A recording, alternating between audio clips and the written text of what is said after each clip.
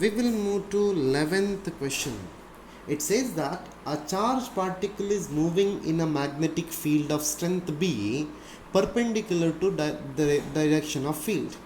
If Q and M denotes the charge and mass of the particle respectively, then the frequency of rotation of the particle is.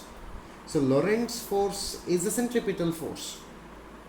So Lorentz force can be given by Lorentz force, which is equal to Q into B into V, and which is equal to centrifugal force. So centrifugal force, which is equal to mv square divided by r. So in equilibrium, mv square divided by r is equal to bqv, or bq becomes equal to m into v divided by r. Or I can rearrange now, bq becomes equal to now m omega, or bq becomes equal to now m into omega is 2 pi f. So f can be written as f is equal to qb divided by 2 pi m. F is equal to qb divided by 2 pi m. So which is the option? Option A is correct. Easy and interesting. 12th question, which says that A and B are infinitely long straight parallel conductors. C is another straight conductor of length 1 meter kept parallel to A and B as shown in figure. Then the force experienced by C is. This question is almost equal to the first question. So this is now A and this is now B, in which currents are flowing. This is now 2 ampere and this is now 4 ampere. And conductor C is placed in parallel between these two, in which a current of 3 ampere is flowing. This distance is 8 centimeter and this distance is equal to 5 centimeter. These are the given data. So now force towards A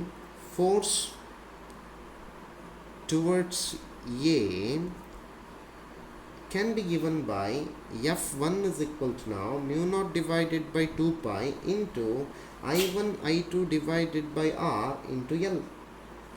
So this can be given by mu naught divided by 2 pi into 2 into 3 into 1 divided by 0.05.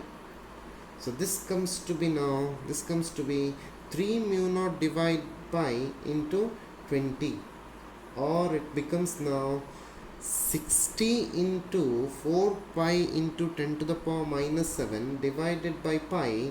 So this is now 240 into 10 to the power minus 7 Newton. This is attractive force. Force towards B. Force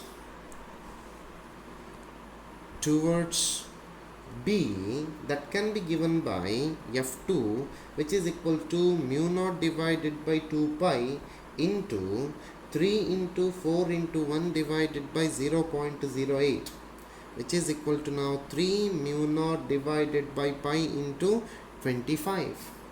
So this becomes, my dear students, now it is now 3 into 4 pi into 10 to the power minus 7 divided by pi into 25, which is equal to 300 into 10 to the power 7 Newton.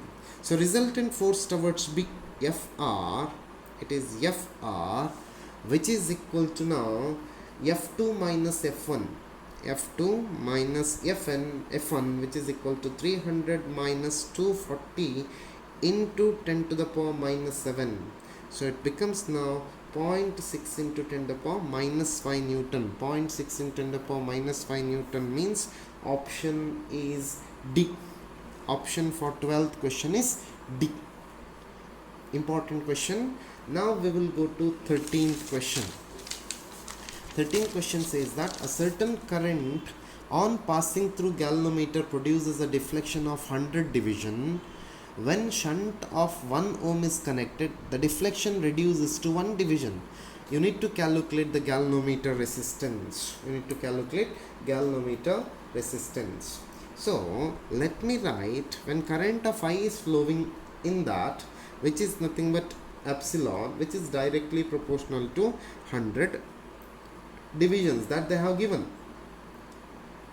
So now when current IR dash, which is equal to now epsilon dash, which is equal to now L division or 1 division,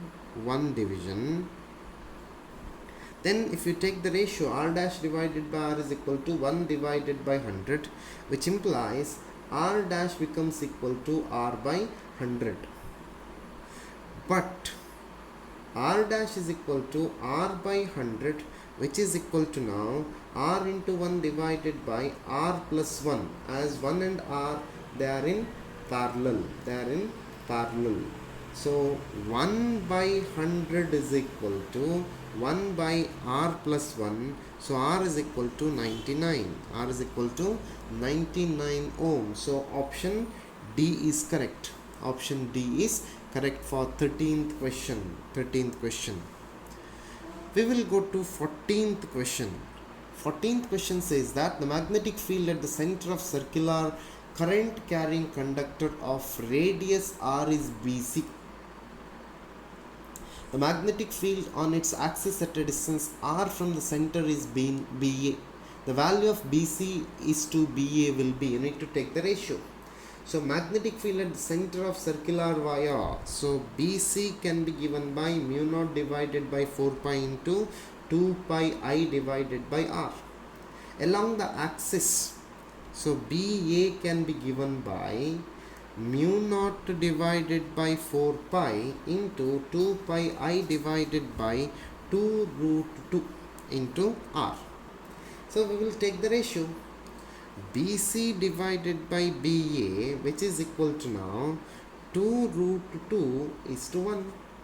Take the ratio. It is 2 root 2 is to 1. So 14th question, option A is correct. Option A is correct for 14th question.